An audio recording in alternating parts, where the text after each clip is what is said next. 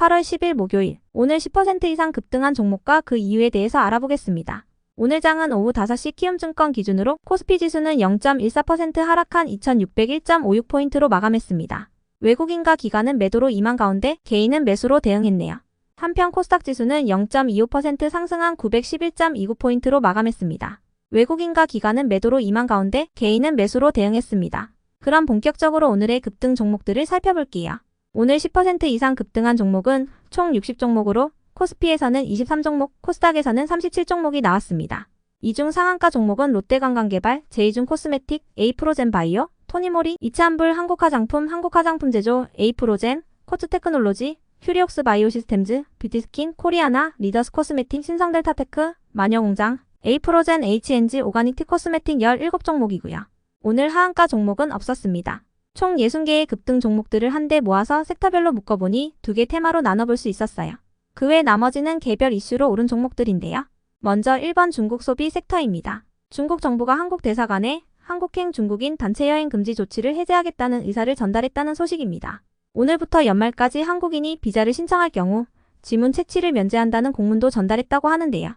중국의 한국 단체 여행 허용은 2017년 3월 사드 배치에 따른 보복 조치로 한국행 단체 비자 발급을 중단한 이후 6년 5개월 만입니다. 이러한 소식 속 국내 여행업계를 비롯한 항공, 카지노, 면세점, 리조트, 화장품과 의류 등의 기업들도 수혜 기대감을 입은 모습이었는데요. 오늘은 그 중에서도 특히 화장품 기업들의 강세가 눈에 띄는 날이었네요. 다음은 이번 바이오 섹터입니다. 어제 덴마크 제약기업인 노보노디스크는 자사의 비만 치료제 위고비가 심혈관 질환에도 효과가 있다는 연구 결과를 내놓았었습니다. 노보노디스크는 장기 임상시험 결과 위고비를 복용한 환자들은 심장마비와 뇌졸중, 심혈관 질환으로 인한 사망 위험이 비복용 환자 대비 20% 적었다고 발표했는데요. 비만 치료제 부문의 경쟁사인 일라이릴리도 월가의 예상을 훨씬 웃도는 이익과 매출을 발표하면서 연간 이익과 매출 지침도 크게 상향했습니다. 이러한 미국 바이오 기업들의 기운이 국내 기업들에게 전해지면서 어제 제약 바이오 기업들이 일제히 급등세를 보였는데요. 특히 에이프로젠 그룹은 혈액 무독성 대식세포 면역 항암 이중 항체 개발 소식에 어제에 이어 오늘도 급등세를 이어갔습니다. 이러한 분위기 속 바이오 관련주 일부가 오늘도 상승세를 이어간 모습이었네요. 그 외 나머지는 개별 이슈로 오른 종목들인데요. 먼저 코츠테크놀로지와 큐리옥스 바이오시스템즈는 신규 상장 첫날 급등세로 마감했습니다. 코츠테크놀로지는 싱글보드 컴퓨터 기반 방위산업 인베디드 시스템 전문 기업이며 큐리옥스는 바이오 소재와 부품, 장비 분야 사업을 영위하고 있습니다. 한편 초전도체와 관련하여 오늘 호재는 없었으나 신성델타테크와 대창, 파워로직스 등 관련주 일부가 오늘 반등세를 보였고요.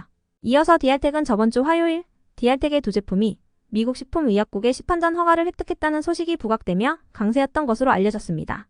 한편 나노CMS는 코로나 바이러스 3열 원자외선 살균 램프가 국방부 우수상용품 시범사용 제품에 선정되었다는 소식이 전해지면서 상승했고요. 이어서 자동차 부품주인 한온시스템과 일지테크가 상승했는데요. 오늘 전기차 가격 경쟁 여파가 지속되면서 관련주들은 대부분 하락세를 보였지만 한온시스템은 2분기 호실적과 배당 결정 공시를 띄우며 강세로 마감해 주었습니다.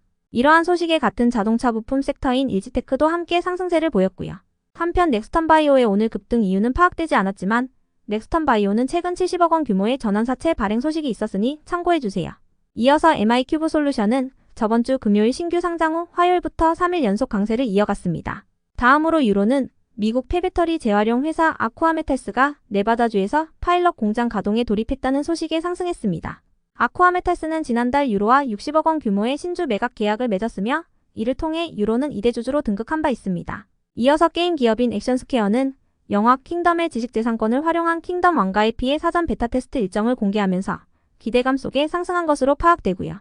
다음으로 SCI 평가정보는 경영권 지분 매각을 위한 예비 입찰에 나섰다는 소식을 전하며 강세로 마감을 해주었네요.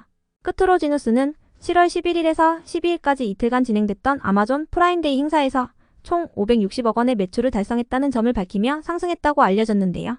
지누스의 관계자는 행사 이틀 만에 30여만 개에 달하는 매트리스 및 가구가 판매됐다며 기존 미국 유통업체들이 보유하고 있던 재고 물량 상당수가 소진되면서 신규 제품 주문으로 이어질 것으로 예상된다고 언급했습니다. 여기까지 오늘 10% 이상 급등한 종목들을 알아보았습니다. 내일도 성투하세요.